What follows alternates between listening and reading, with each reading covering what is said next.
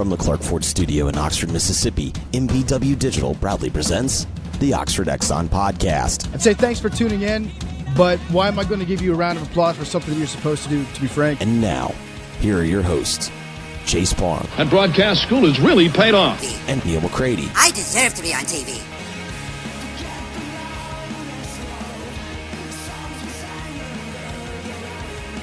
Thursday edition of the Oxford Exxon Podcast. Chase Parham, Neal McCready, Jeffrey Wright joining us here in a little bit to talk sports for the most part. So you'll get that coming up. I'm in a little better mood today. We'll see where this goes, even though I've got a pretty good idea here in the next couple minutes. Well, let me start off right here by saying this. You walked into my house today. You walked right into the front door. You didn't knock. That was aggressive.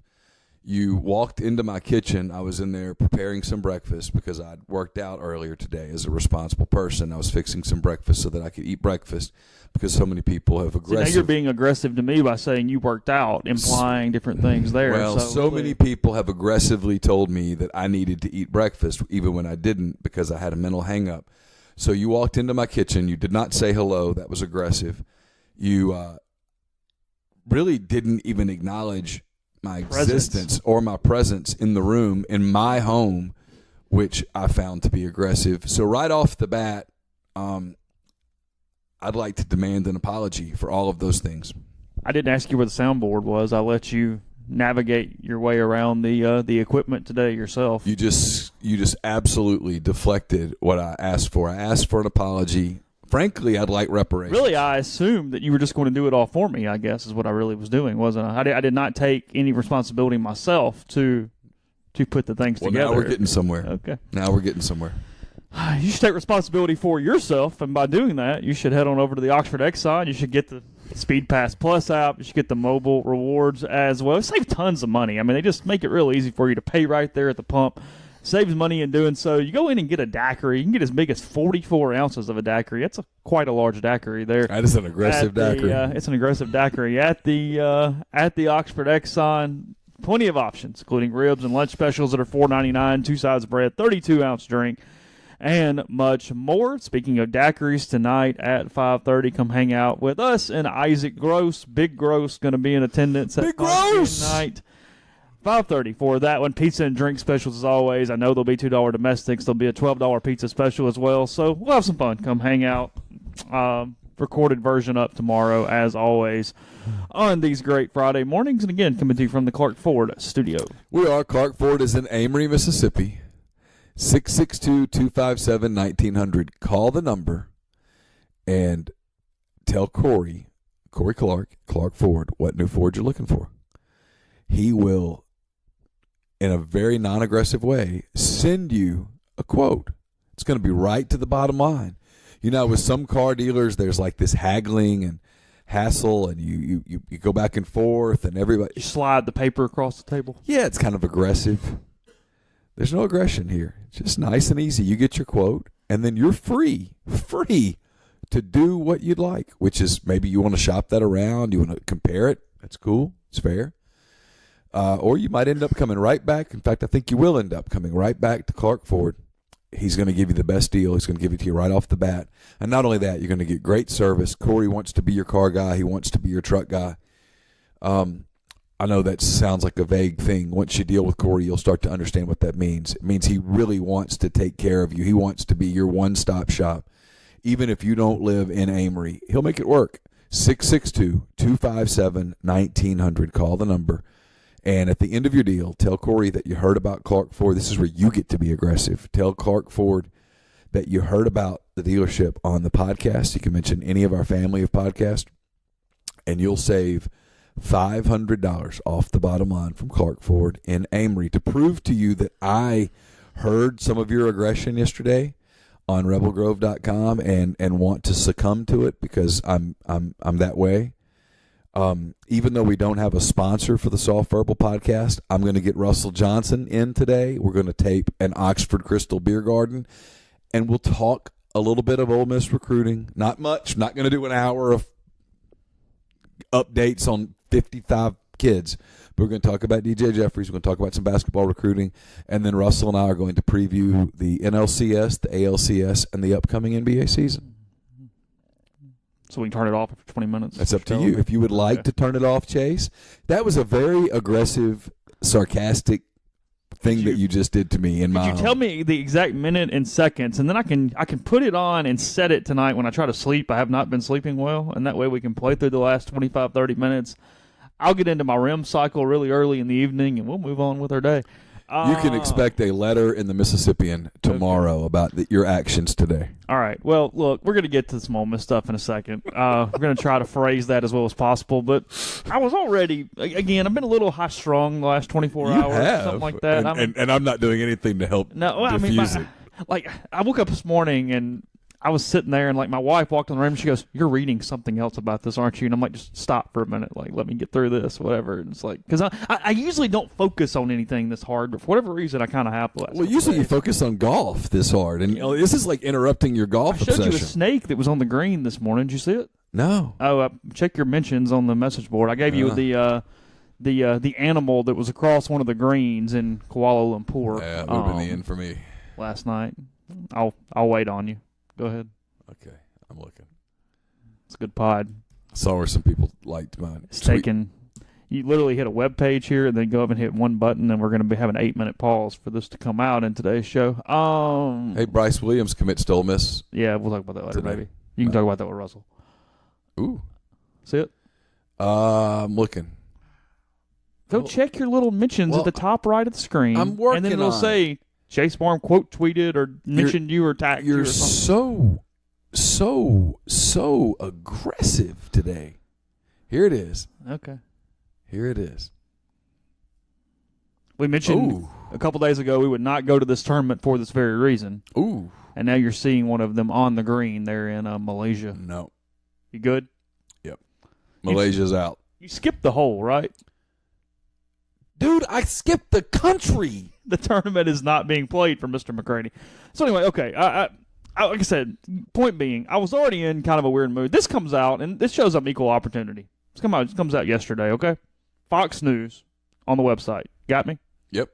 Here's a headline for you. You're going to love this, too, because it triggered me. Jamie Lee Curtis, the actress that we all know. Yes. Wields firearms in new Halloween movie despite advocating for gun control. Oh, my God. I mean, I'm pretty sure Anthony Hopkins is probably anti-cannibalism. However, he still played Hannibal Lecter in the movie. I mean, like, are we really at this point where because you advocate for something in real life, you can't ever touch it when you're getting paid millions of dollars in a film? Like, I don't... You don't think he eats people? I don't think the guy that hijacked the plane in the Harrison Ford movie, like... You don't think he really hijacks planes in real life? No, I don't think he goes, I'm really on their side today. Like, I mean, what? Today I'm pro-terrorism. Yeah, it's like...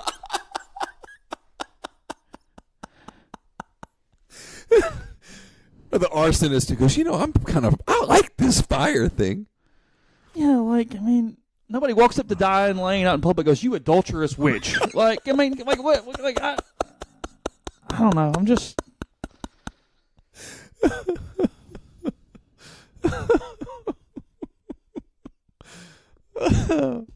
I give up. I saw it, and I read it twice, and then I opened the story, and I'm like, well, maybe this is just clickbait. I'm like, no, that's what they're saying. They point out all of her advocacy and then mention all the movies in which she picks up a weapon. See, they're movies. It's a story, and it's not real. But this is the difference between people like you and me and those people, is that you go to a movie, and I just want to be entertained. Entertain me. I don't hold you accountable for the things that you do on the screen. Just entertain me for 2 hours, and I'm good. I'll give you my $10. You entertain me, and that's the end of the transaction. I'm surprised charges haven't been pressed on whoever the dude that played Jason Voorhees was over the course of 25 years. I mean, I just don't. I'm. Oh God. Okay. I just saw that yesterday. I had to like the tweet just to remember to look at it later. So then I'd have to go unlike it now because I can't give them the satisfaction. But, all right. So look, staying on topic. Okay. Sort of. going into the week, I don't know that I necessarily thought we'd spend this much time on these social issues around Ole Miss, the publications that have, or the publication, the Daily Mississippian, that's been throwing a lot of this out in the last few days in different ways. So I want to set some context here. First off, while I was very critical of the faculty members that wrote the reparative justice letter to the editor a couple days ago, we've already talked about that. That was not in any way a shot at the Daily Mississippian. They absolutely should have run that letter to the editor. That was nothing to do with the newspaper whatsoever. Sure. I think some people kind of got, because not everybody understands complete newspaper mechanics. They were completely in their right and did exactly what they should have done there. Yeah, no doubt. And I'm not even critical of the people who wrote the letter. Now, they put their names on it, and yeah, all of you put your name on something and have an opinion, okay. Fair enough. We can get into a whole other conversation about tenure and stuff, and we're not doing that today. I think you're all idiots. Let me say that. Each and every one of you that signed your name on that, you are an idiot. But I'm critical on that deal, not of the paper and not of the people who wrote it. I'm critical of where the hell was Jeffrey Vitter. That's it. Simple as that. Where the hell was Jeffrey Vitter coming back with, no, the campus is not hostile? Vitter has an editorial, a letter to the editor, a guest column, however you want to phrase it, in the Mississippian today, mostly taking objection. Is it really strongly worded? It was fine. Okay. I read it. I had no huge issues with it. My only issue with it is it did not mention the letter to the editor. It was simply discussing, as far as I could tell, the microaggression story from yesterday. Microaggression. Or the study or whatever. Okay. So that's one thing. Okay. The second, and I'm kind of getting a couple context things out of the way before we jump into this, because we make a lot of jokes. We try to keep everything somewhat lighthearted here. I had somebody email me yesterday, and I had a lot of people emailing me thanking us to continue to talk about it, which is kind of why we are, honestly. I have a lot to say. I know. I'm going to tee you up in a minute. Oh, I know. No, you go ahead.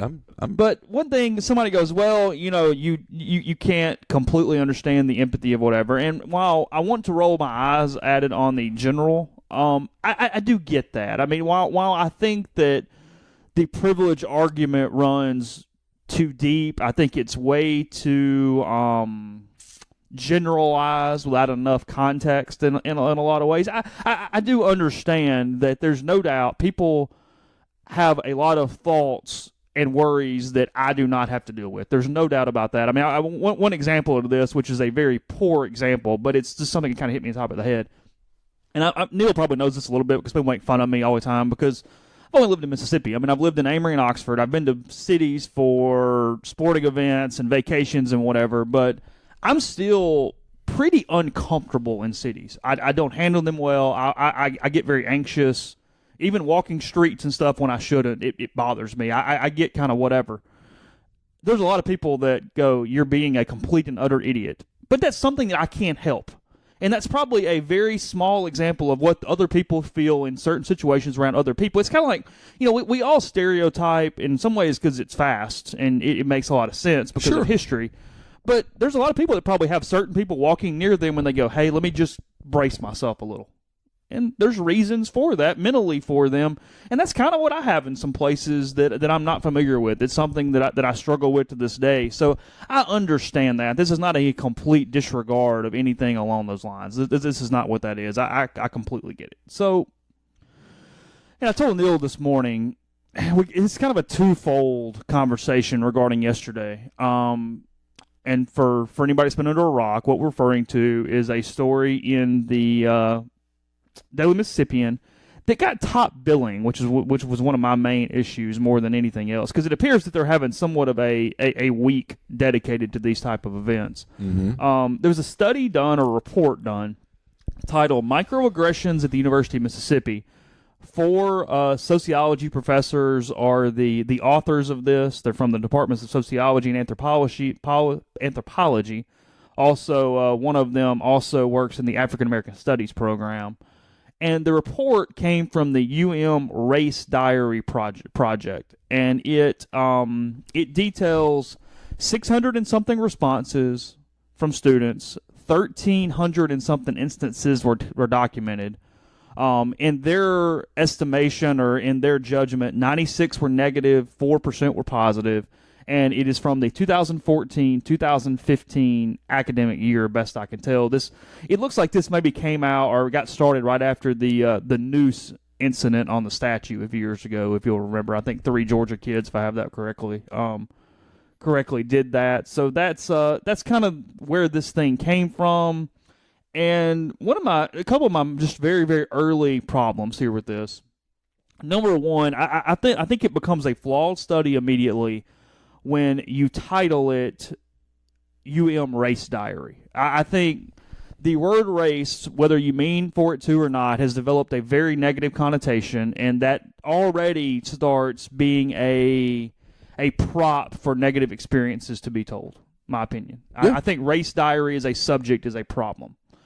Second, this is across 5 disciplines. I don't have them in front of me. I need to get them up in front of me. But essentially, sociology, it was all liberal arts type things. I did not see any STEM classes, any students that had STEM specialties in this. EDHE, which is typically a first-year class for either freshmen or transfers maybe, but I know freshmen for sure. So it was a very small subset of the population on campus anyway. That's the second thing. So it was not widespread as far as the instances. Number 3, they also included some things that happened off campus when I'm not really sure how you lump things off campus into a study about the environment on the campus of the University of Mississippi. I mean, at DePaul, you're not going to go, well, all this happened in south side of Chicago, so look, DePaul is blank. Like, that makes no sense. Tell me when you're ready for me to answer the question. I'll answer it. Okay, I'm still going, but that's fine.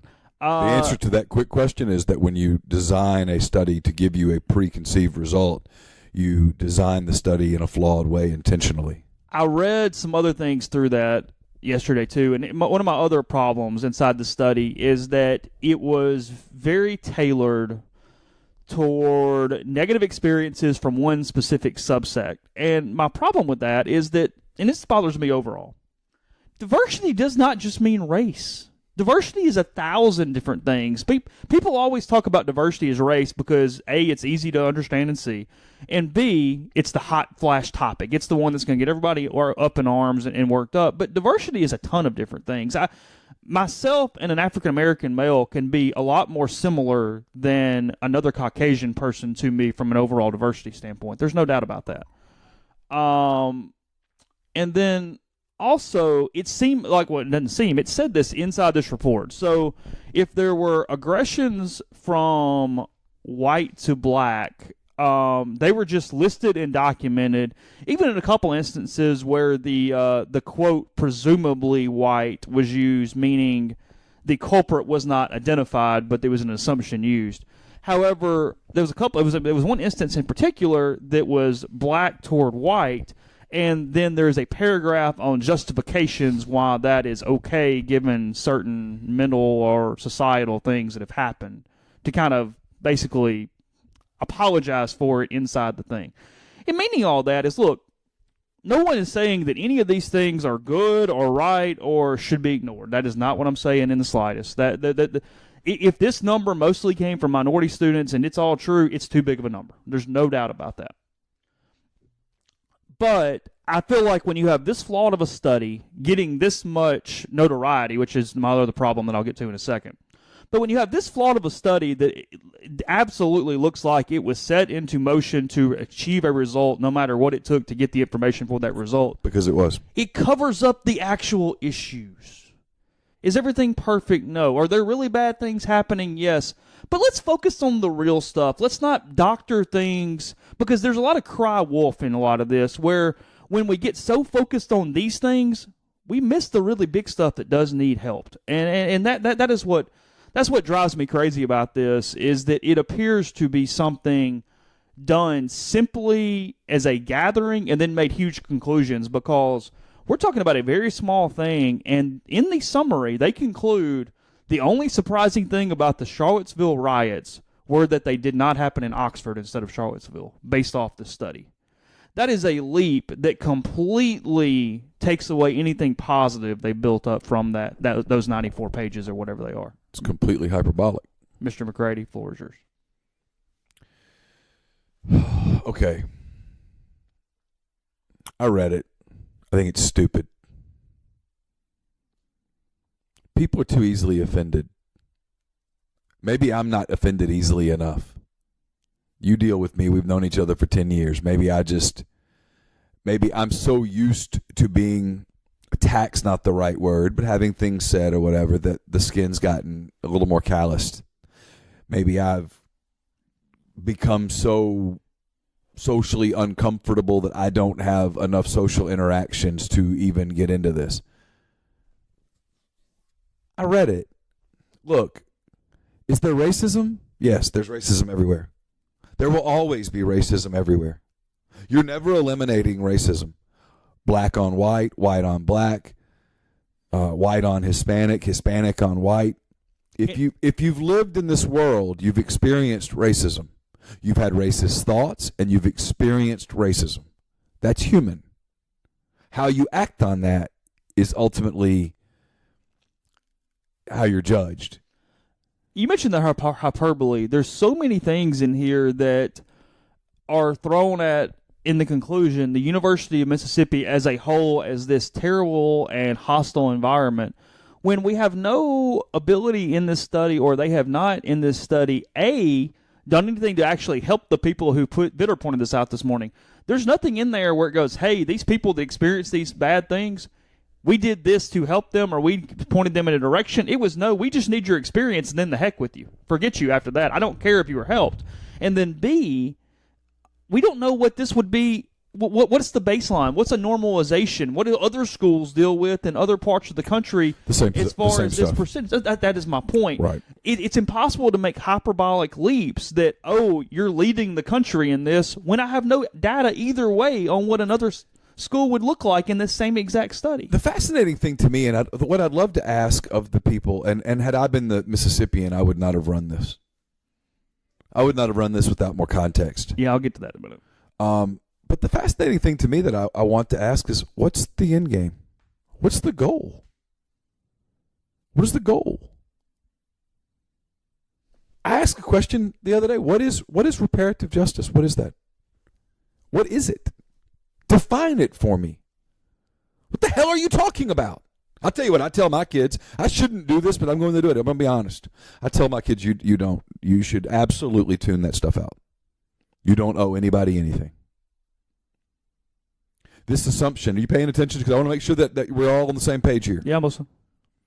This assumption that everyone who is white has some unfair advantage, I find it to be reprehensible. I find it to be patently absurd. Because I'll speak from my experience. I'm lucky, man. I'm lucky. I have great parents. You know my parents. Yeah. My parents are awesome. They raised us in, hell, I thought I was rich, Chase. I really did. I don't even know that my parents know this. I thought I was rich until the day I got to Ole Miss. I thought we were rich. We lived in a 2-story home in what I thought was a really nice neighborhood in Ruston. I went to a really good public school, or what I thought was a really good public school.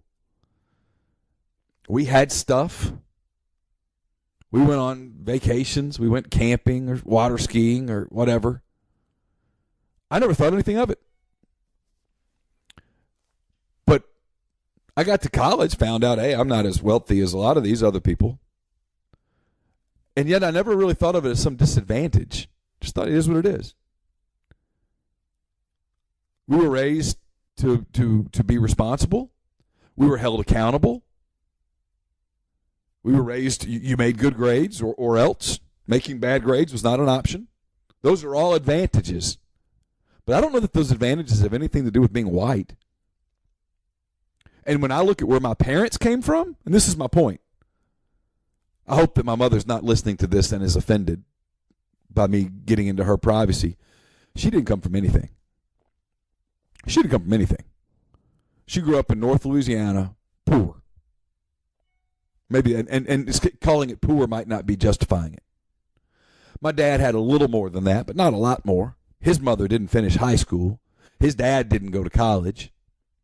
My parents, yet Alton and Mildred McCready, the success that they had raising their kids is is a freaking incredible story because they didn't have shit. One of them, my dad's older brother grows up to be the CEO of a Fortune 500 company. My dad's little brother was an incredibly successful pharmacist. His sister married, she just died recently with Alzheimer's. They traveled the globe. They lived in Africa and England and all this stuff. My dad was the dean of education at Louisiana Monroe, probably would have been the dean of education at Ole Miss, except for the fact that when he interviewed at Ole Miss in 1993 for that job, the reason he didn't get it was because he looked to Ole Miss. Think about that one. It's discriminatory. You know what? He never ever once played the victim card. And my point on this is, and you go back a generation on them, shit. Pardon my language, people, but this is obnoxious to me. And so when kids get into schools and people start talking about reparative justice, I tell my kids, no. You don't know anybody anything. You don't know anybody anything. You do not have some unfair advantage. And I know there are people out there listening to this that disagree with me, and I'll just tell you that we can argue this until are there people that grow up in disadvantaged neighborhoods? They absolutely do. And there are programs that are designed to help them. But at some point, people have to help themselves. At some point, you can't play the victim card forever. You can't be a 50-year-old F-up who goes, well, it's just because of the way I was raised. No, at some point, you're personally accountable. At some point, you're accountable.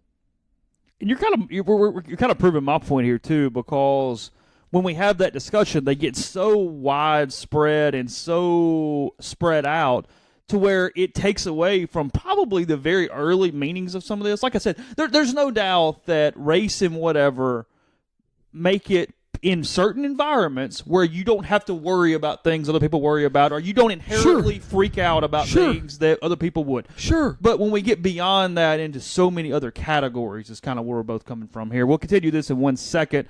Otherwise, we're not ever going to get through this show. Let me take a quick break to tell you the podcast is brought to you in part by Oxford Wine and Spirits. That is out on College Hill Road next to Lost Pizza. Go in, spend $150 of bourbon, you're stocking up for your weekend. You mentioned the podcast, 10% off liquor, 5% off wine. They're already 5% below industry standards as it is.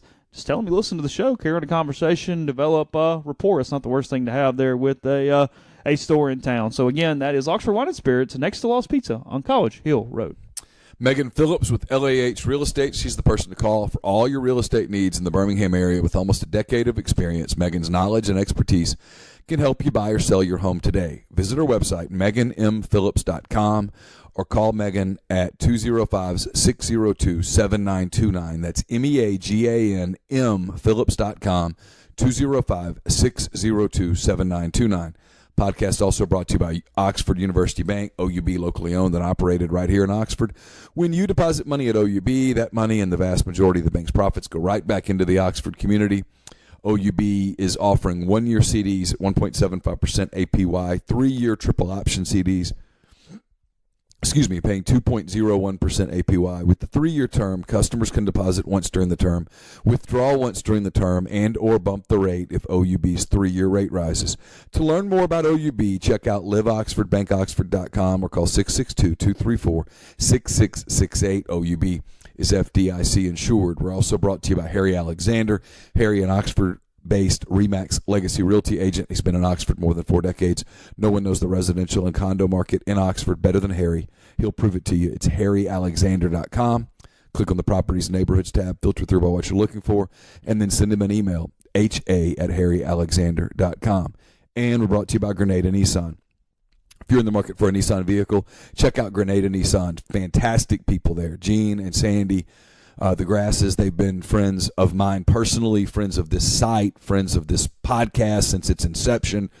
They're just fantastic people. They have a fantastic product. If you want or you're interested in a Nissan, you owe it to yourself to check them out. Tell them you heard about it here on the podcast. You heard about it at the website. You get Rebel savings on top of the already great deals at Grenada Nissan. It's GrenadaNissanUSA.com. So here's my point, and I'm gonna be quick because I know you have other things to get to. College is supposed to be a learning experience. That's what college is. You send your kid off to college. You want them to have fun. You want them to be happy. But you want them to learn academically, socially. Fair?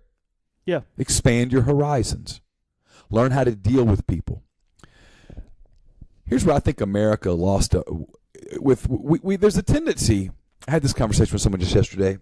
There's a tendency to do and I see it sometimes on the message board. By the way, I'm really proud of the message board because it's one of the more educated, calm discussions over a hot button topic I've ever seen. Kudos to all of us. But there's a tendency to blame the kids. Stupid kids. That's fair. We're all stupid at 19.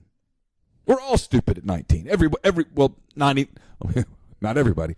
90-something% of us are idiots. 17, 18, 19 years old.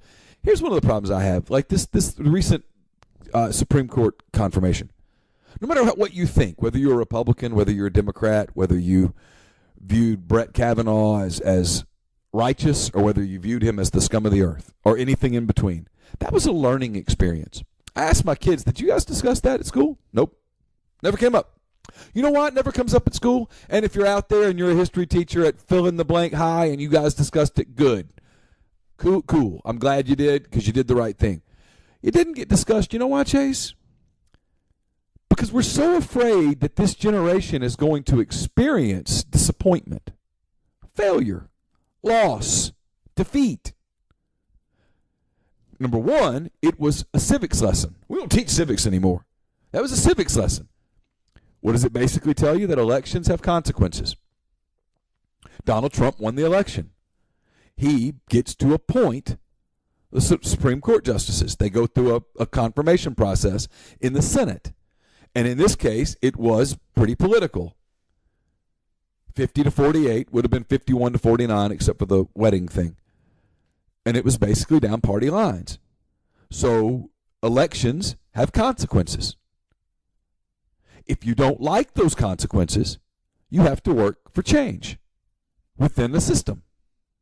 That's learning. You're going to experience defeat in life. You're not going to get every job you apply for. If you do, congratulations, you're living a blessed life. There's a decent chance that girl you really like, she doesn't like you. You go out with her, maybe you have a relationship, and then she dumps you, basically to move on to another boy. What are you going to do? Are you going to grovel in it for the rest of your life? Or are you going to find a way to move on? Make you better. When you play a game, did you win every game you ever played? No. The beauty of sports for young people, in my opinion, is that you experience losing. And you come back together the next day. One of the great things about football, to me, honestly, one of the very great things about football, maybe the best thing about football, is when you lose as a team. And you get together the next morning, and you turn the film on. What do they always coaches? Every coach, film don't lie. Film don't lie, boys. Well, it doesn't. It's true. That's why you lost. We lost because we didn't have, dare I say, we didn't fit right. Look, we were supposed to be here and we weren't. We were supposed to be here and we weren't. We didn't do what we worked to do. And then what do? What do you do then? You pick up and you go out. Maybe you have a walkthrough or maybe you leave it and you come back on Monday. And Monday at practice, you work on the things you saw on the film. Why, Chase? To improve. To improve. That's life. And so when you go to college and you experience microaggressions, and I'm not belittling the microaggressions. Well, yes, I am, because most of them are idiotic. But when you experience things, you should learn from them. Okay, how do I handle this? How do I handle this? Maybe I'm hanging out with the wrong people. Maybe I need to do something differently. Maybe I should communicate with this person and explain this is what, like I did with you this morning when you didn't communicate with me and I felt aggressive. I mean, maybe I need counseling because, there's a difference in a microaggression that is defined so I can create conversation off of it, and I'm not really offended. I'm just mad at the whole deal. And one that legitimately could affect my mental health. Completely different. Yes. So focus on the one, figure it out, go from there. I mean, real quick, you had this question. I've got the answer here. Okay. Let's see. By the way, the disciplines that all this came from were undergraduate sociology, psychology, social work, political science, and EDHE. Again, EDHE is a first-year class. The quote on why they're doing this: "We're social scientists who are trying to raise awareness of discrimination at universities and find ways to create more livable campus climates." That is the answer there. My other issue with this was that it looked like it wasn't every ADHE class. It looks like maybe it was one taught by these professors or friends of these professors or the graduate students helping or however, and you could get extra credit by participating.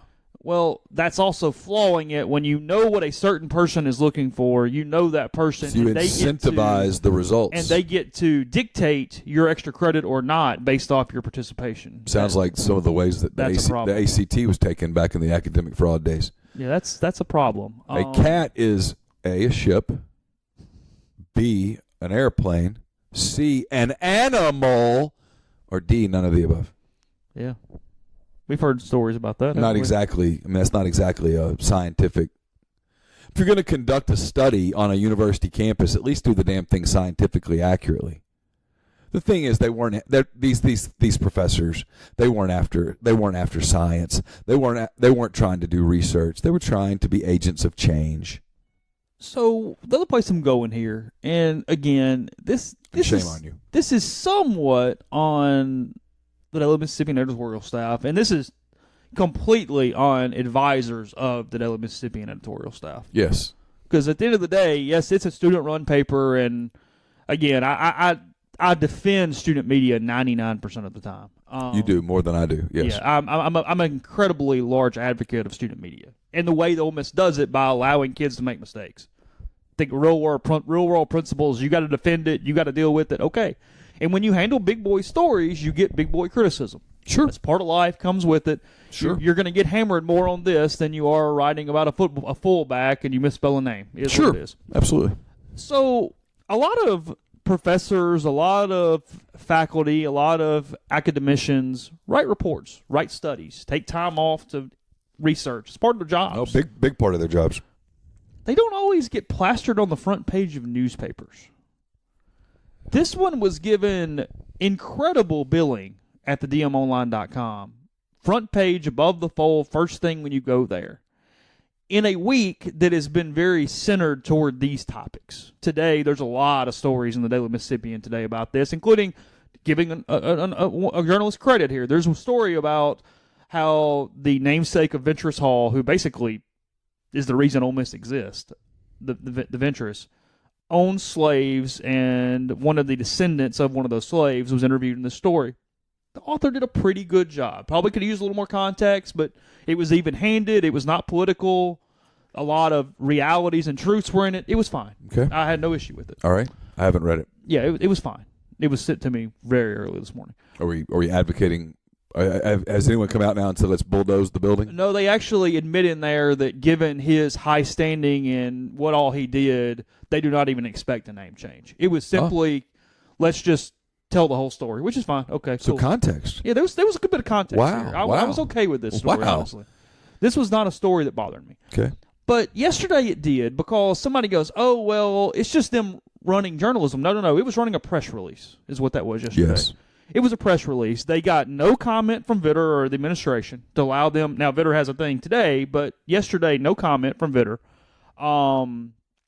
No, just basic questions. Did they seek comment from Vitter and not get it? They did not publicize that in the story. Okay. That's why there was not a line that goes, Ole Miss did not respond, blah, blah, blah, blah, blah. Okay. So that's why I say they did not ask for comment. Fair enough. Okay.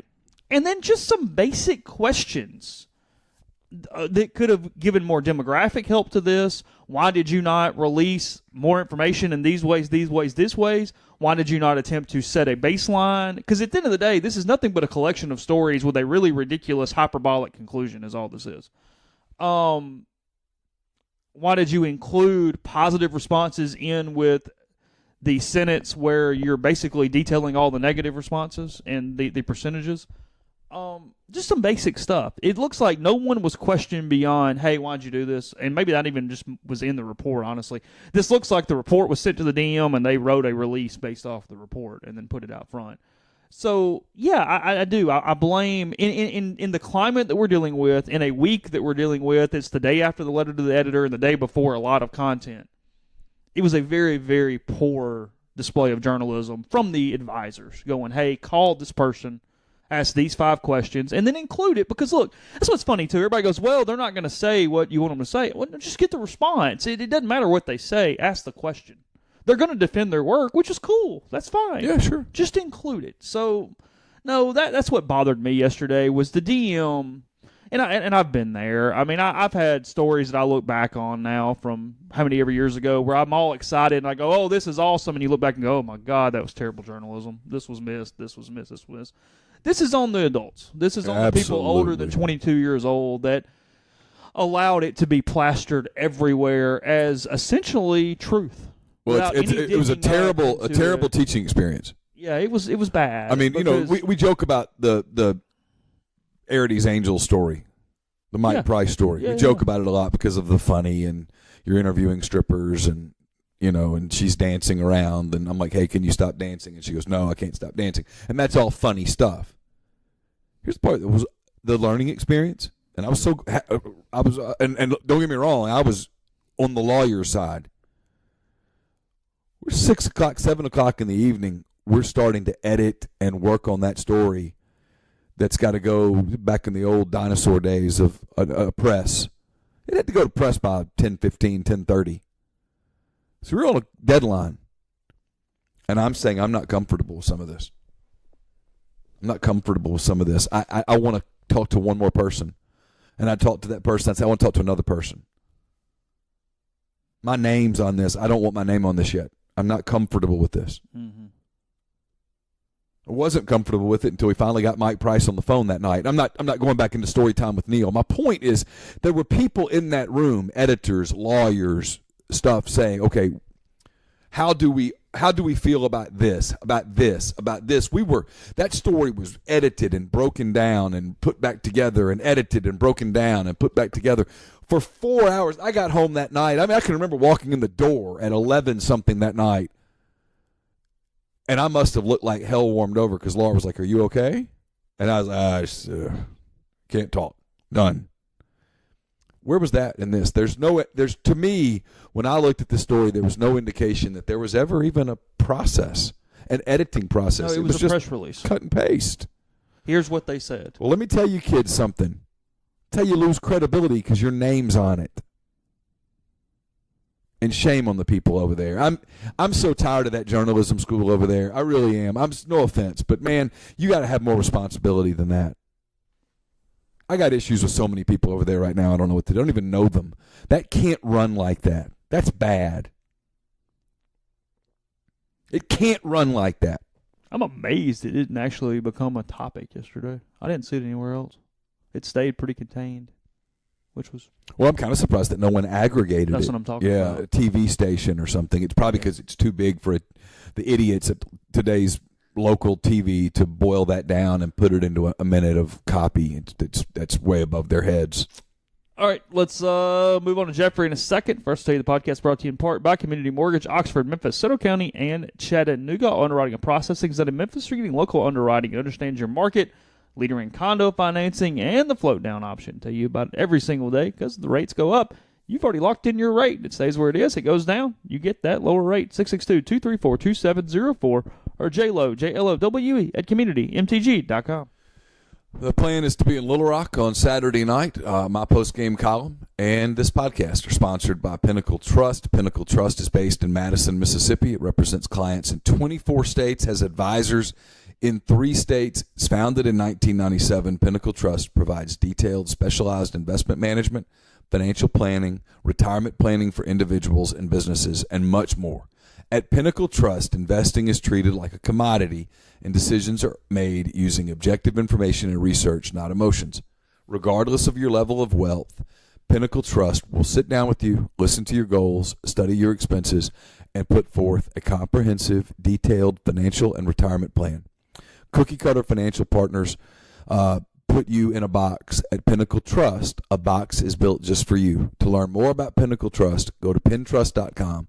That's PINN trust.com. Mention you heard about Pinnacle Trust on the podcast. You'll get 10% off your first year's fee.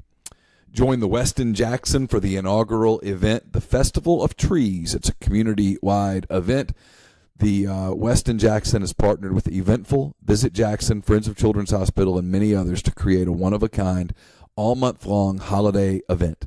It's comprised of elaborately decorated Christmas trees lining the Westin Jackson halls, a holiday charity gala, sugar plum fairy teas, and brunch with Santa Claus. This annual event is sure to delight kids of all ages and warm the Christmas spirit in all who attend. Purchase your tickets today at jacksonfestivaloftrees.com. Jeffrey Wright on the Oxford Exxon podcast. Jeffrey, you might be the only time today we talk about sports, so we'll mention a couple of those things with you this morning. You've had a love for Arkansas quarterbacks for a while now, or is it just Allen brothers? Because I'm assuming neither one of these guys suits your fancy too much. Oh yeah, no, it was just the Allen brothers. Oh, okay, gotcha. No, it had nothing to do with Arkansas quarterbacks. Those two just happened to play for Arkansas because they were from Fayetteville. No, the story's gross. I mean, one of the biggest highlights of your career with us was just getting Brandon Allen and Chad Kelly on the same field, wasn't it? Oh, that was a tremendous afternoon. I regret that I was not in Fort Worth the night that Austin Allen casually caught that 2-point conversion and took my breath away. The way that it was like the game-winning play, and he was so casual about it that I just lost my breath. Who'd you have money on that night, though? Oh, please. Okay, fair enough. Yeah. All right. If I can get you invited to the Allen family Thanksgiving, would you ditch yours and go to theirs? No, because my mom's like A, Thanksgiving's my favorite holiday, and B, it's my favorite holiday because my mom is like unbelievable at cooking Thanksgiving food. It's fine, but how is it your favorite holiday? Because it celebrates the three things I love the most: being Food, lazy, okay, eating, and football. Okay. It's the overlooked holiday. It's a criminally underrated day. Underrated? I think it has a week to itself. Yeah, I think it's overrated. No, Thanksgiving Thursday, that Thursday, Friday, Saturday is about as good as it gets as a football fan. But people get off work like Tuesday at lunch. They've got a full week here. It's not underrated. It's completely rated. It's completely overlooked. It gets overshadowed by Christmas. It's completely rated. Yes. Yeah. Well, Christmas is a better holiday than Thanksgiving. Of course it overshadows. You're going to trigger Thanksgiving if you're not. I mean, this is a microaggression against Christmas on your part. Oh, gosh. Well, I guess those are going around right now. They are. I'm stunned by this. I mean, I did not realize you had this strong a feeling about the holiday known as Thanksgiving. He likes Thanksgiving because his dad passes out all the scraps to the dogs when he carves the turkey. Like there's after Big Jeff gets through carving the Thanksgiving turkey, there's like half a turkey left, and the two dogs are sprawled out on the kitchen floor, half asleep. It's pretty good. There's nothing better when the highlight of the year is when my dad gets the turkey out, and then the dogs, like he puts like the basket, the trash can right behind him as he's carving, kind of carving it up. But one of the funniest moments ever was Carly's first Thanksgiving. My dad had like a piece of like grizzled fat that I don't know what my dad's justification for throwing some out and leaving. I don't understand his system, but that's okay. It's his system. It's not mine. But he threw a piece into that trash can, and Carly almost knocked the trash can down. Like, what the hell, man? I can eat that. What are you doing? Like, where's that going? Your hundreds and thousands of hours on radio. Honestly, your mother should be happiest about this more than anything else, because what this really means is you really like your family. To love Thanksgiving, you've got to really enjoy being around your family. Bottom line. Yeah, I think that's part of it. That's a huge part. That's who you're around. I mean, you don't go, hey, the best holiday ever is a bunch of jerks that I hang out with for 11 hours in a day. We also, though, we have a fairly unique setup in that my mom only has one sister and her family lives in Birmingham. And then my dad's entire family is in Texas. So Thanksgiving's not like a huge travel holiday. Like all of my dad's family lives essentially within 2 hours of Dallas. So that side of the family like goes there. And then my mom's sister, like that's usually the holiday that they spend with my uncle's family. And so it's never really been like the, oh, I've got to see the cousins that I don't want to see. I've got to have like, I don't really have to do the awful conversation during Thanksgiving. Like I don't have to do that. So what are you doing now? I don't have to go through all that. So you hated Egg Bowl Thanksgivings? Growing I hate up, them. Yeah. no, because usually we eat early. Like we eat at like noon or 1. And see, back then you didn't have the night NFL game like you do now. No, so you would That's just, we were never big Grovers. So, you'd usually watch obviously you get to watch the entire Detroit game, and then you would watch most of the Dallas game, and then you'd kind of leave around 5:30. Gotcha.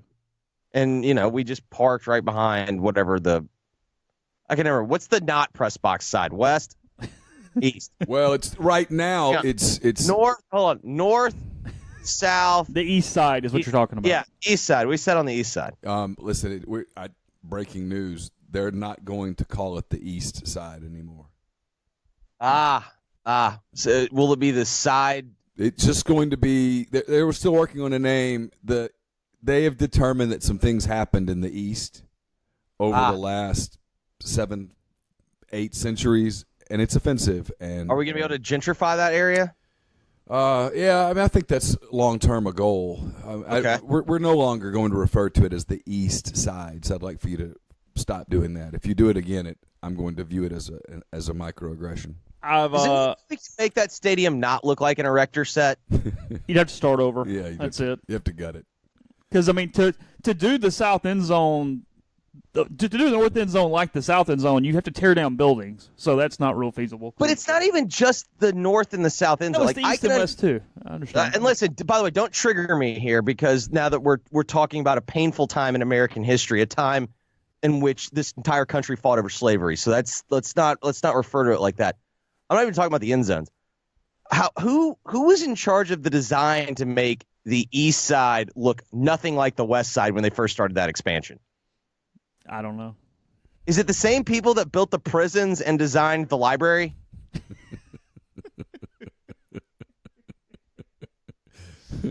Oh gosh, I have not zoned in on some of the text messages, so I really don't even know your true answer here, on or off the record. But with a microphone in front of your face, what are you hearing about DJ Jeffries in the Memphis area?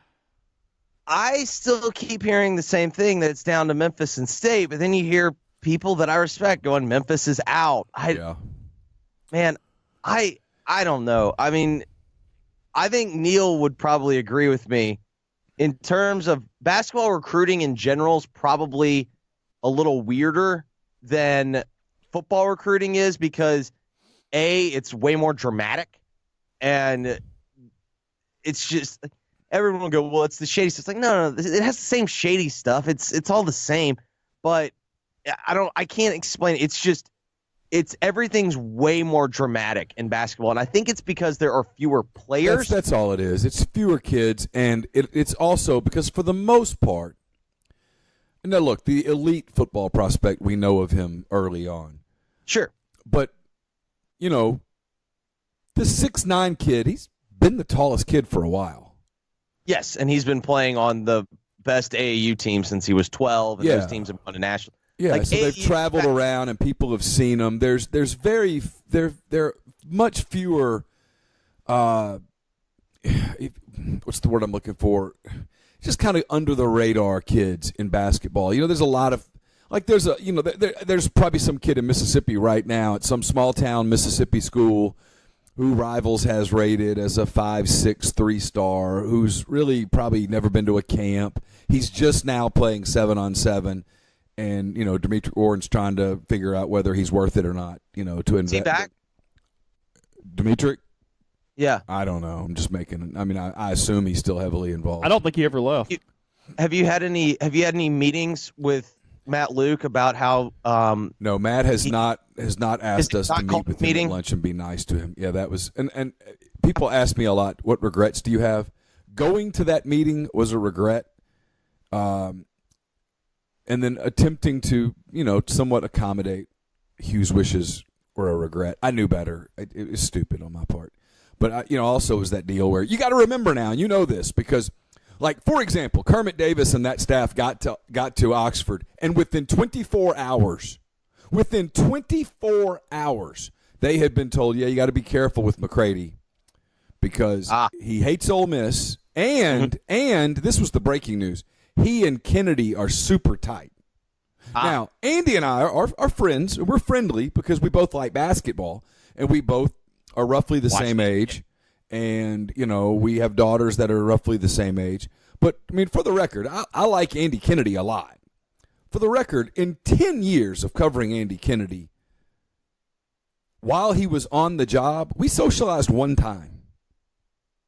Well, you and are Chase, the person that asked him at Starkville that night if he was going to get fired. Yeah, but that's my point. My point in saying this is when other people around the school are so quick to go, oh, bad, he's bad, and you have to overcome that. And and you know me, Jeffrey and Chase, I'm to a point now I don't care. I don't care what you think of me. I just don't care anymore. I'm not going to kiss your ass. I'm not going to go, oh, please grovel, please like me. I don't care. I'm going to be fair to you. I'm going to cover you. You're in the scoreboard business. You win, you lose. I don't give a damn.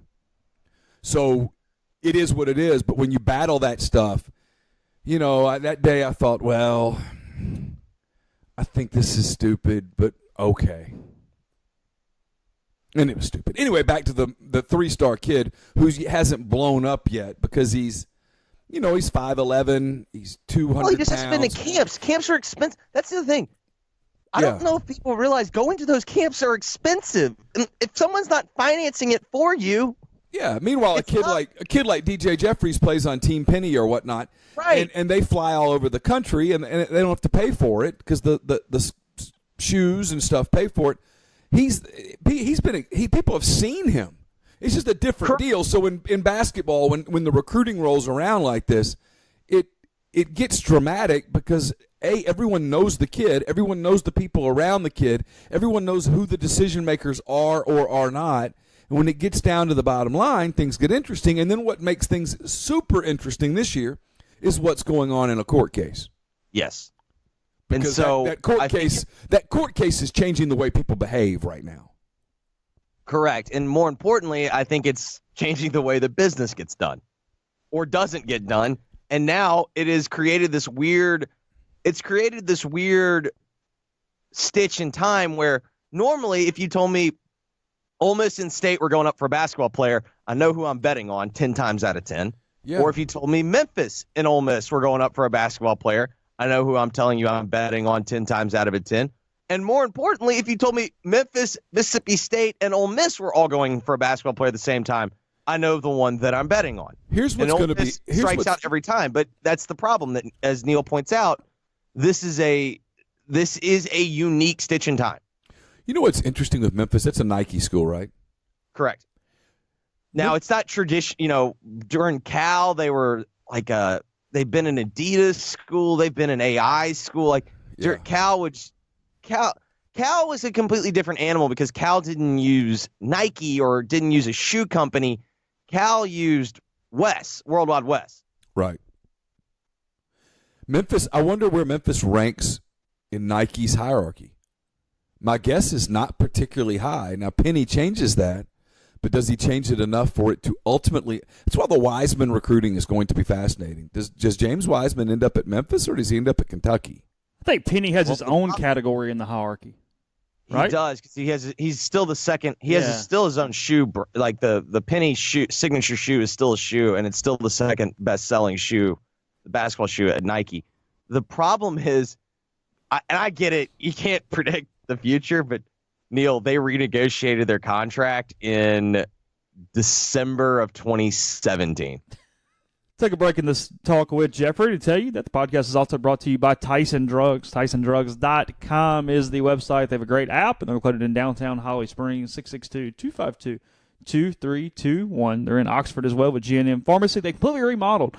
So go in on South Lamar, let them take care of all your pharmaceutical needs, and they deliver everywhere in the Oxford area. Podcast also brought to you in part by John Edwards of Regency Travel Incorporated in Memphis. Have you been thinking about that golf trip with the guys you'll never forget? Or maybe that anniversary trip she'll never forget? Whether you've dreamed of playing St. Andrews or sitting at a cafe in Paris, talk to John Edwards before you try to do it yourself. Why use John? Well, he's part of Virtuoso. It's a worldwide network of travel partners that allows John to supply his clients with added values and unique benefits that are simply not available to other travelers. John traveled the globe for 37 years before getting into the travel business, so he knows the extra attention needed to make a special trip one that creates a lifetime of unique memories. So if you're thinking about going with the boys to Pebble Beach or taking her to Napa for the vacation of her dreams, call John, give him some parameters and a budget, and let him give you some options. And know this, you don't have to live in or near Memphis to take advantage of his services. So call John, 901-494-3387, or send him an email at jedwards@regencytravel.net. First-time clients can save $50 off their first book trip just by telling John you heard about Regency Travel on the podcast. Now back to Jeffrey Wright on the Oxford Exxon podcast.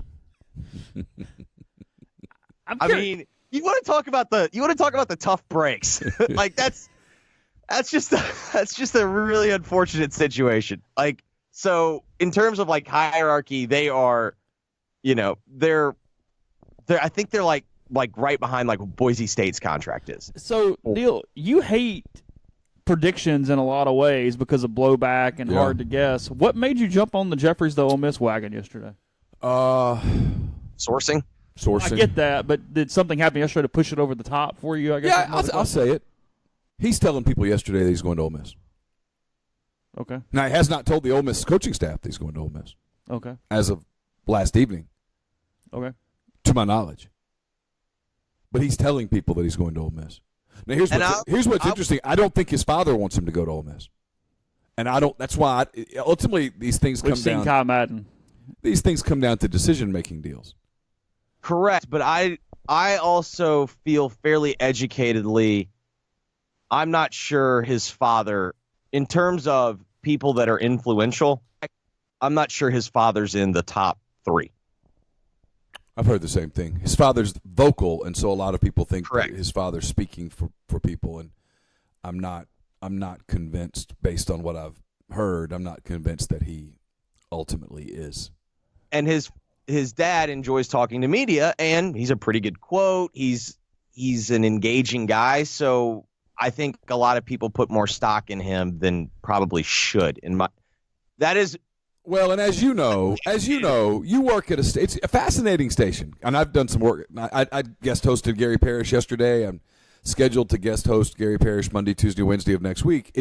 Memphis is a fascinating media market because this is the South, and it's football season. I mean, it's the middle of football season. The NFL is going into week 6?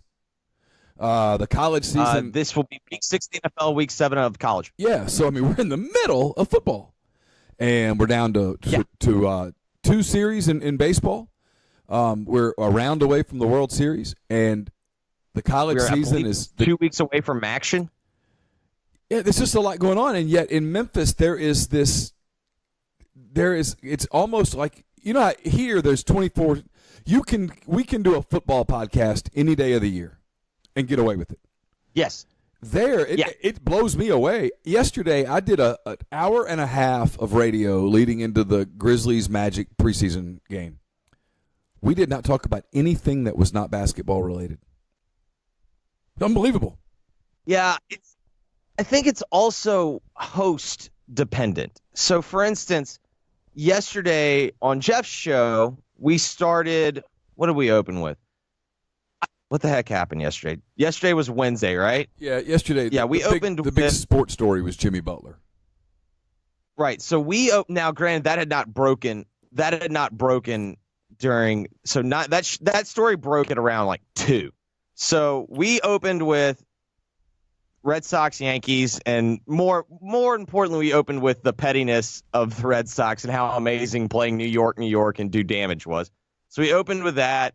Then we did kind of like a little Believe It or Not segment in which we talked about college football. We discussed whether or not UCF would be able to get in if there were 3 teams with 1 loss or fewer, and then UCF was undefeated, and then for the 4th spot, if an undefeated UCF team would get passed over for a 2-loss Power 5 team. Then we discussed, then we had Tiger recruiting a little bit. Then we did Grizzlies at 10. Then at 10:25, we do a power rankings of the regional football teams, and then we close the show discussing football. And then I did 2 to 4 yesterday. We opened with Grizzlies. Then we had Rob Perez, Worldwide Wob, on. We just booked him, and that happened to be as the Jimmy Butler thing was breaking. Then we had college football at 3. Then we had college football. So it's just kind of host dependent. Like Gary Parrish is CBS's. I think he's CBS's #1 college basketball writer. So he gravitates to that.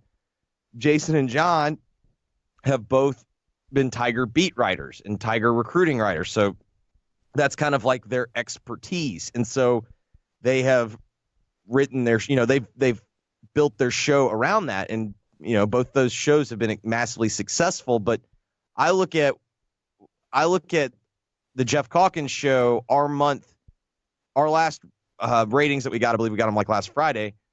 We were the #1 show on the station.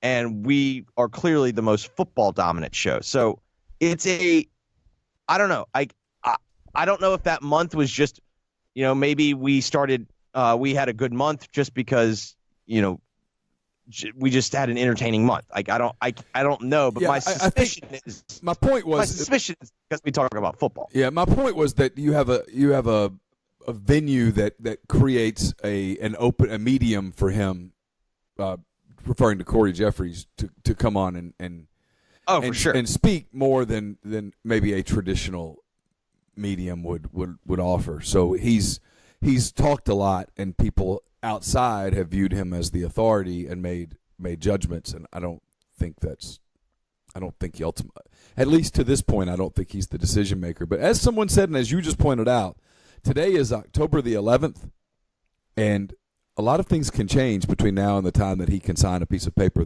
that's binding. I mean, what is it? November 7th? It's like the 12th, maybe somewhere in there. I need to figure that out, but I think it's call it mid-November safely. So there's still a month to go to get to the finish line. Jeffrey, were you surprised yesterday that Alabama opened the can of worms, bringing that song back? I mean, all podcast jokes aside, because we talked about it a little bit yesterday, but the students are not going to hold true, and then you probably just end up having to remove it again in a week or 2. Yeah, that was like, I don't view under Saban. I don't really view some of the decisions that Alabama have made from administration as kind of tone deaf. Yeah. That one kind of struck me as tone deaf. Told me that Nick Saban wants it back. Maybe he thinks it'll keep students in the stands. Nick Saban wants it back. Terry got in the video. Yeah. Damian Harris was in the video. Neil, I have this question because I started thinking about it when you were discussing regrets and then whatnot. And the discussion yesterday and then the mailbag about the Houston Nutt question. Okay, so Houston Nutt declared you the enemy. Said I was bad for the program. Quote, right. Bad for the program, and encouraged people to try to run me off. Why do you have a different visceral reaction to Houston Nutt than you do Hugh Freeze, who, by the way, I know for a fact said you were bad for the program. Yes. He also pointed the finger at you on something that wasn't true, and he perpetuated a lie about what happened at draft night. And I mean, like, truthfully, if you're putting it on paper, what Hugh did to you was much worse. Was worse than what Houston did to you. Yeah. Why do you have a different reaction to Houston than Hugh? Probably, it's a good question. Probably because at the beginning when I got here, I did not realize that I would be met with. I did not. I'm trying to do this without talking about another media outlet. I did not realize the way the game would be played. I didn't realize that the influence at that time that a certain media outlet had, and that when they spoke ill of me, that it would resonate with the subjects that I covered the way that it did. And so I think when Houston came after me, I was maybe shocked. Maybe it hurt more than I thought it did. And by the time Freeze got here and started stuff, I didn't care anymore. Honestly, my feelings for Ole Miss had gone from one place where it's where I went to school and my parents live here and all that stuff, to now, man. I mean, I tell people all the time. I mean, Ole Miss to me is like the Saskatchewan Roughriders. I can honestly say I cover Ole Miss completely neutrally. So when Freeze went after me, it just didn't resonate the way that it probably would have 8 years before. But yeah, I mean, right. But he straight up lied about you more than Houston did. He absolutely straight up lied about a couple of things, and he told people I was bad for the program. And to me, I guess I've gotten to a point as I've gotten older that anybody who falls for that. I mean, if you view a journalist there's 11 years of work now. I mean, when someone says, "Oh man, he's out to get the program," I say, "Show me. I've been here 11 years. Show me. Show me what I wrote that is indicative of me being out to get the program. Show me. 11 years. It's a body of work. So show me." And they can't. And so my point with it is that if you believe that, that's on you. You're gullible, and there's nothing I can do about it. I can't change that, so I don't spend any time trying to anymore. But it's why when people are like, "Would you like to sit down with Houston Nutt?" Not really. Do you want to sit down with Hugh Freeze? I absolutely don't. I have nothing to say. Yeah, I mean, the truth is Hugh Freeze wanted to sit down. Hugh Freeze reached out to me and wanted to sit down and talk, and the truth is I don't want to. I don't have anything to say. Well, you don't cover him anymore. You don't. It's not like you're writing a book on him. It's not like there's nothing there for you. It's a fascinating thing. He thinks that I owe him an apology, and I absolutely know that he owes me one. Well, yeah, I do too. I absolutely know it for an absolute fact. And we're never going to meet in that middle ground, and he's going to do the Bible thing, and we're going to do Sunday school, and I have no interest. And so there's nothing to talk about. It's just two people who have absolutely no reason to ever have a conversation. Yeah, I don't know. That struck me yesterday as I was listening to the show. It's like, Houston obviously was, but to me, Houston and Hugh are very similar people. It's just they're packaged differently. Yeah, but in similar. terms of very similar, they are very, very similar.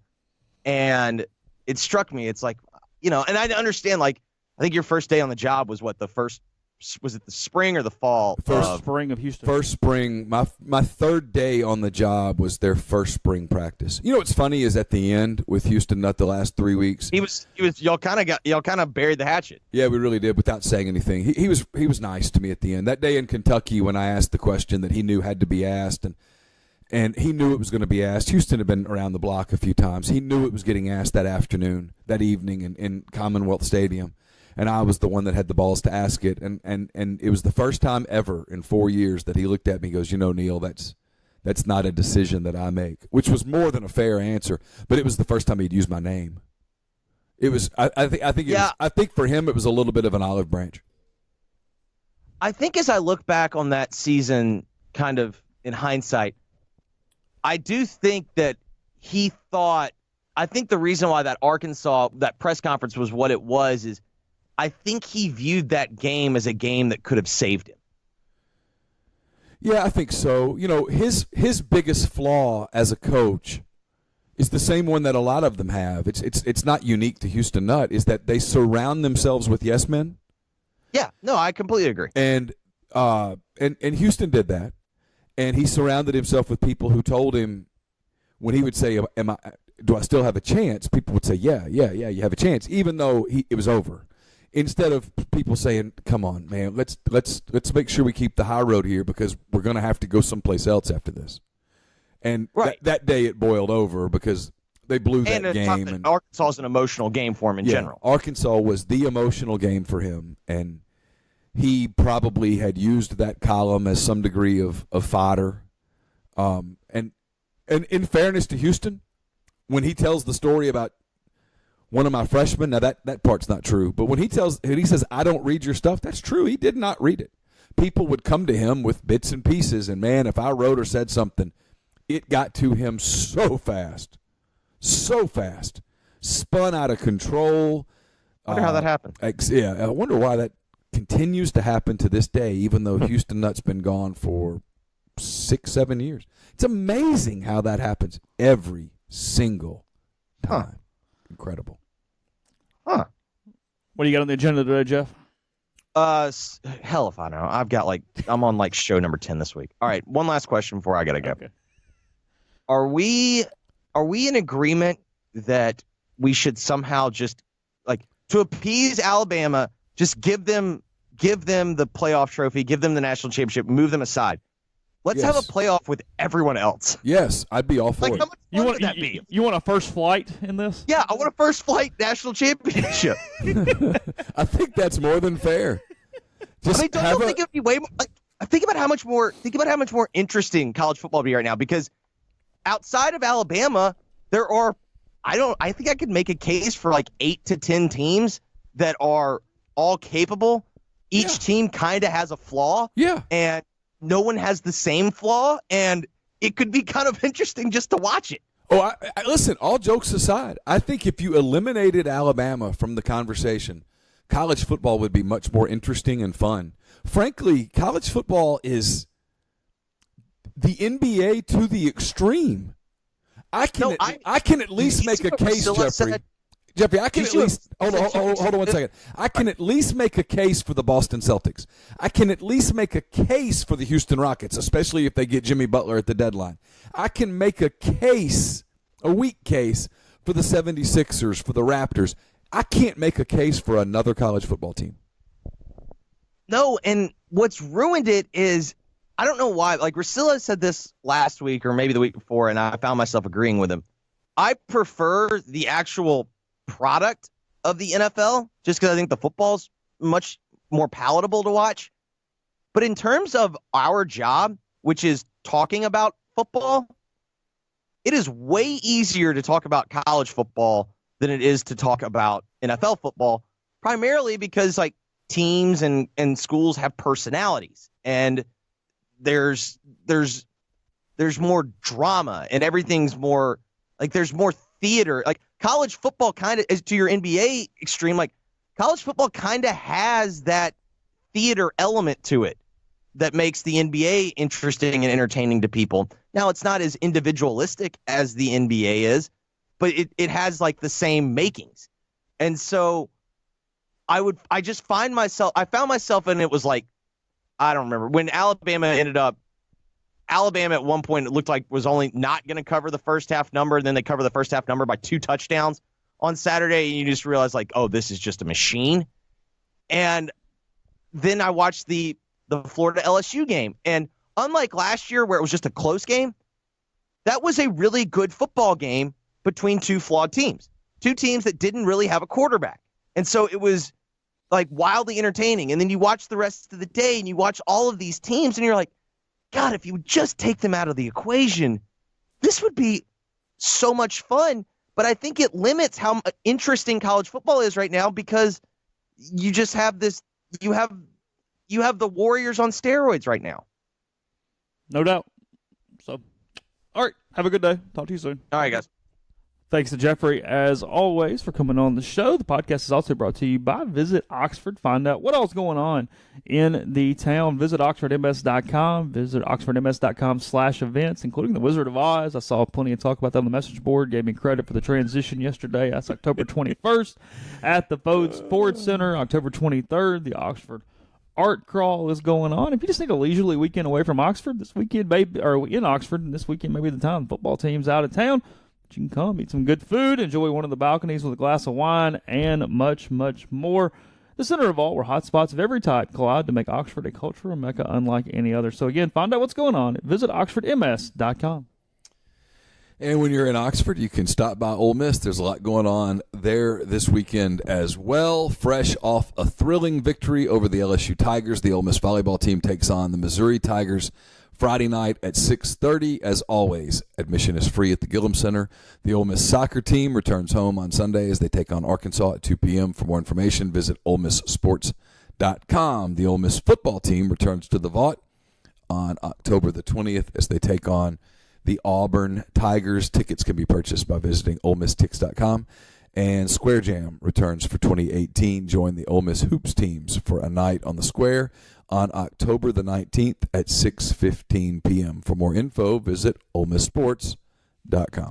I think even people that are in support a lot of changes and a lot of different things would say that the way things went down at the University of Missouri is not the correct way to handle a lot of this. A few years ago, it's destroyed the university. The list of demands was outrageous, including some things that were meant to intimidate more than help. Wait till you see some of the stuff happening at Neil's Picks this week. It's all the list of demands. Oh my God! So point being, I would write columns, and they were dumb too. I got called out by a baseball coach one time in 2006 because I was an idiot. It's fine. Jim Morris for Miami. I was a moron. So anyway, I don't think people should write columns that are like 25 years old at the minimum. Agreed. I don't think you know enough and have enough context to write columns. You don't. Included in the Daily Mississippian today is essentially a proposal for the athletes to go on strike until all the monuments are taken down and all of the names are changed. So that the players have more power than anyone else, and if they just refuse to take the field, that everything will get done quickly. That they should give a list of demands and not play until the demands are met. What are the demands? Well, talking about name changes and monuments. And, did they list which ones should be changed? There was a few examples, but I don't have it up in front of me. Okay. Do you need them? I'm curious. Really? A little bit. Why? Sometimes I think idiocy is fascinating. Okay. It makes me feel better about myself. Does it? A little bit, if I'm honest. You really do have to realize quickly that you're not a very triggered human being, though, compared to... I'm not triggered, and it makes me realize I'm smarter than I give myself credit for. Even though I probably Paul B. Johnson and LQC Lamar, too, that they pointed out, as well as the Confederate Monument. Okay. So those were three that were pointed out. Changing those names and taking down a statue are going to change the college experience? That's my question. Changing those names and taking down that statue are going to change the college experience. In what way? That's my question. What will change about your daily life? The two paragraphs here coming from this. Student athletes can take matters into their own hands. If athletes wanted to create a more welcoming and inclusive university community for black and brown students, all it would take is a little organization and solidarity. If black and brown players, along with hopefully some white and Hawaiian allies, went on strike, then perhaps there would be plans to meet their demands by the next kickoff. They control the generation of so much wealth, and those who make the important decisions on campus care more about funding the university than any ideological support or opposition to racial issues on campus. In 2015, when University of Missouri football players went on strike, their demands for the resignation of President Timothy Wolf were met the next day. At Ole Miss, athletes could demand the Confederate monument be removed, or that they remove Paul B. Johnson and LQC Lamar's names from buildings so that black and brown students can attend a university that doesn't glorify those who fought to keep African Americans in chains and segregated from their classmates. Who wrote that? I don't know. Some student. You don't know his name? I do. Would you like it? Yeah, sure. I think if you're going to write something that stupid, you should have your name publicized. Jacob Gramble. He's a senior international studies major from Chattanooga, Tennessee. International studies? Yeah. Yeah. What do you do with international studies? Speaking of Tennessee, and I'm letting you get to your one last thought in a second, but speaking of Tennessee, we made jokes to ask Jeffrey about it, the whole Dixieland Delight thing that's coming back. It's a song about Tennessee. Really? Yeah, why is that what's become an Alabama anthem when Tennessee is mentioned multiple times in that song? I don't know, because especially when you think about Sweet Home Alabama, if they play that in the pregame. They do. Do they still do the "This is Alabama" football thing? Or was that a Bear Bryant thing? I think they still do it some, but they've really dialed it back. They've made their pregame about the current domination. And it opens up with rolling down a backwoods Tennessee byway. Later on, it's on a Tennessee Saturday night, south of the Mason-Dixon line, of course, blah, blah, blah, blah. On a Tennessee Saturday night, And then, yeah. So when he says hold her up down to Tennessee Byway. When he says hold her up tight, do you anticipate the student saying against the wall? Or do you think they're going to drop it? I never give students credit for being able to pull this off, so I expect problems, but we'll see. I mean, do you think it's all about the one F word, or is it about the? It's mostly about the F word. Is it about the aggressive act of passion? It's both, but I think the aggressive act of passion, if it was in its solidarity, would be okay. Or be allowed. Yeah, I think it's the vulgarity on top of it that is pushing it over the edge. But I mean, I can't say that I think Ole Miss would actually behave on From Dixie with Love on one day and then say they'll screw up Dixieland Delight on the second. It's the same people. Students are students anywhere. Now, this is not just not students. What the study says. State does a pretty decent job of respecting that stupid bell. Except for, like, the 5 play was where the game actually matters, and then they bring it as loud as possible, and there's no penalties. It's like, well, see, but in the first quarter on 2nd and 8, who gives a crap if it's being right? I do not blame Mississippi State. No, I blame the stupid SEC. Yeah, absolutely. It's not their fault. If I'm Mississippi State, I put up those signs that go ring responsibly, and then in parentheses down at the bottom, not really. Not on 3rd down. And not on 3rd down, and not with the game on the line. Yeah. And because that's what will happen. It'll be really good, and they'll quit as soon as they get under center, and then in the 4th quarter, and I don't blame them a bit. I will never make fun of that. That was, to Scott Strickland's everlasting credit, he fought for something and got it. Got it. Kudos, man. It's just good lobbying right there. All right, speaking of leadership. All right, final thought. I haven't read it yet. What was the basic theme of Vitter's response? Because let's keep this really real. You and I speak to a lot of people. You speak to a lot of people. I've actually spoken to a lot of people. To say that Jeffrey Vitter's approval rating among people who give money is low is a dramatic understatement. It is frighteningly low. Like, I don't know how the hell he survived. I don't know how the hell they keep going like this, frankly. What did he say? It was fine. It was good. It was fine. I had no major issues with Vitter's guest column this morning. He points out that they have been through the contextualization. They've gotten really high marks around the nation and with the IHL regarding what they have done in that area, which is true. Okay. He points out that it is not the time for renaming of any school because at this point, Meek's name is still on the school. The IHL has not even determined a final answer to that yet. So anything beyond that is incredibly premature at this point. That's how he talks about the Ida B. Wells part. And then he goes into issues with the report for the Race Diary Project. And he says that he takes exception to the assertion that the report that has made is halting tangible progress toward creating an inclusive campus environment. He argues that actually they've made tons of progress, including there being nearly 24% of students are people of color, quoting the thing. 1 out of every 8 Ole Miss students is African American, and it's the second largest percentage of African American students in the SEC. He says he's also disappointed by the fact the report is silent on whether the research group helped the students who self-reported these instances by referring them to any local authorities or encouraging them to take advantage of resources available on campus. Since the data in the report is anonymous, they have no way to reach out to those affected by the incidents at this point. So he makes kind of the same point I did of, well, you've got the stories, but then it appeared to do nothing from a helping society standpoint. Be beyond that. Went into a few other things who talk about services available. Also wanted to acknowledge their positive encounters in the report, and then closes it with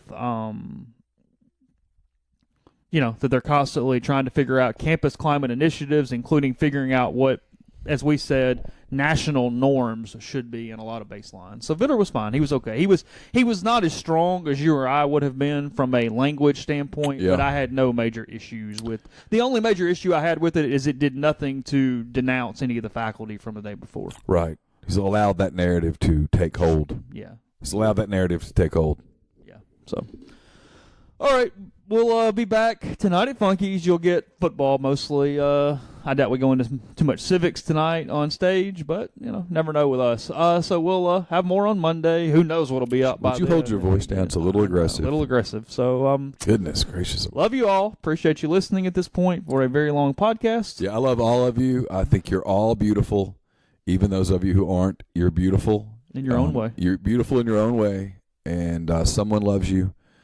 And be careful out there. Peace. Talk to you Monday.